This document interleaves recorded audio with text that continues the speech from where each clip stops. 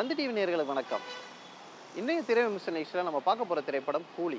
இயக்குனர் லோகேஷ் கனகராஜ் இயக்கத்தில் நடிகர் ரஜினிகாந்த், உபேந்திரா, நாகார்ஜுனா, சத்யராஜ், ஸ்ருதி ஹாசன் உள்ளிட்ட பலரும் நடித்திருக்கிறாங்க. இந்த படத்தோட கதை என்னன்னா, நண்பராக வர சத்யராஜ் கொலை செய்யப்படுறாரு.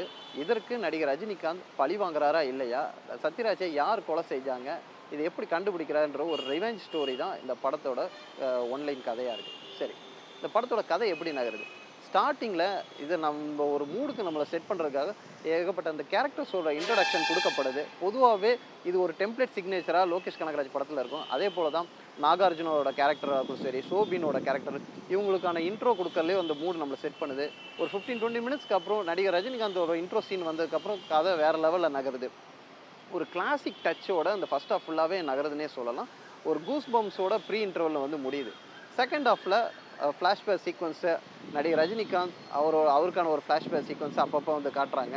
அதுக்கப்புறமா கதை வந்து நம்ம எதிர்பாராத ட்விஸ்ட் அண்ட் டர்ன்ஸாகவே நடக்குது. கிளைமேக்ஸ் போர்ஷனில் லாஸ்ட்டு 30 மினிட்ஸ் வந்து ஒரு ஒரு என்ன சொல்கிறது, ஒரு ஜம்ப் ஃபேக்டாகவே நம்மளை வந்து உட்கார வச்சுருக்காங்கன்னே சொல்லலாம். இது வந்து லோகேஷ் கனகராஜோட ஸ்க்ரீன் ப்ளே வந்து நல்லாவே இந்த படத்தில் ஒர்க் அவுட் ஆகிருக்கு. எந்த இடத்துலையும் ஒரு தோய்வே இல்லை. ஒரு லீனியராக நமக்கு எல்லாருக்குமே புரிகிற அளவுக்குன்னே இருக்குது. ஃப்ளாஷ்பேக் சீக்வன்ஸு ஒரு பயங்கரமான இது வரைக்கும் நம்ம நடிகர் ரஜினிகாந்துக்கு இப்படி ஒரு ஃப்ளாஷ்பேக் சீக்வன்ஸ் நமக்கு வைக்காத அளவுக்கு காமிச்சிருக்காங்க. ஒரு ட்ரூ ஃபேன் பாய் மூவ்மெண்ட்டாகவே லோகேஷ் கனகராஜ் ரஜினிகாந்தை காமிச்சிருக்காருன்னே சொல்லலாம். மேலும் நாகார்ஜுனாவும் சோபினும் போட்டி போட்டு நடிச்சிருக்காங்கன்னே சொல்லலாம். குறிப்பாக சோபினோட ஆக்டிங் வந்து பின்னி பெடல் எடுத்துட்டாரு.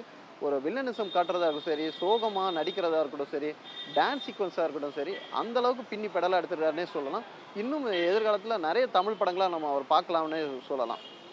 அடுத்தது சத்யராஜ், ஸ்ருதி ஹாசன் எல்லோருக்குமே அவர் ஃப்ரெண்டாக ஒரு நல்லாவே நடிச்சிருக்காங்கன்னு சொல்லலாம். ஸ்ருதி ஹாசன் நிறைய சீக்வன்ஸில் அவங்களோட எமோஷ்னல் ஆக்டிங்கை இந்த படத்தில் அவங்க வந்து வெளிப்படுத்தியிருக்காங்க. நடிகர் ரஜினிகாந்தோட ஒரு கிளாசிக் டச் இந்த படத்தில் நிறைய சீக்வன்ஸில் இருக்குது.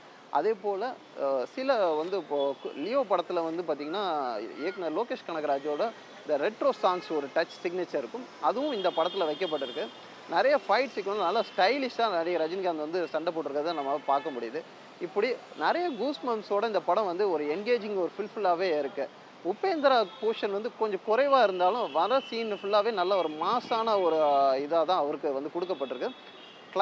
அதே போல் அமீர் கானோட அவர் வந்து ஸ்பெஷல் அப்பியரன்ஸ் இருந்தாலுமே அவருக்குமே ஒரு மாஸ் ஃபீல் ஒரு இதுதான் கொடுத்துருக்குறாங்க. ஒரு கேங்ஸ்டர்னால் எப்படி இருக்குன்றதுக்கு ஒரு மாஸ் ஃபீல், எல்லாருக்குமே ஒரு கேங்ஸ்டர்னால ஒரு ஸ்டைலிஷான ஒரு வில்லன்களாக தான் இந்த படத்தில் வந்து போர்ட்ரே பண்ணியிருக்கிறாங்க. ஒரு எமோஷ்னல் ரிவெஞ்ச் ஒரு பக்கா ஒரு இதுவாகவே வந்து ஒரு கம்ப்ளீட் பேக்காகவே இந்த படம் வந்து நமக்கு வந்து ஃபில் மீல்ஸ் கொடுத்த மாதிரியே இருக்குது. மேலும் ஒரு திரை விமர்சன நிகழ்ச்சியில் உங்களை சந்திக்கும் வரை உங்களிருந்து விடைபெறுவது உங்கள் ராஜா. சினிமா உலகை ஃப்ரேம் பை ஃப்ரேம் படம் பிடித்து காட்டும் தந்தி சினிமா சேனலை இப்போவே சப்ஸ்கிரைப் பண்ணுங்க.